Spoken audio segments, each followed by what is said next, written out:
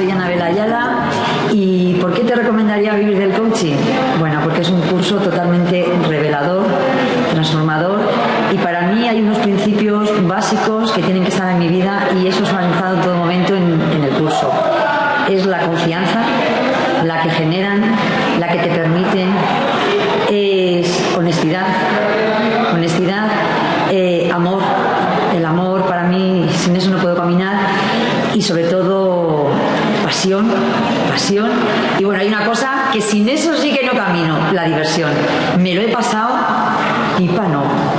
Lo siguiente, o sea, ha sido 5 días aquí metidos, llegar a la hora del fin y decir, no, por favor, déjame un ratito más, necesito más. De verdad que, de corazón, si realmente estás interesado en vivir del coaching, no lo dudes. Este es tu sitio.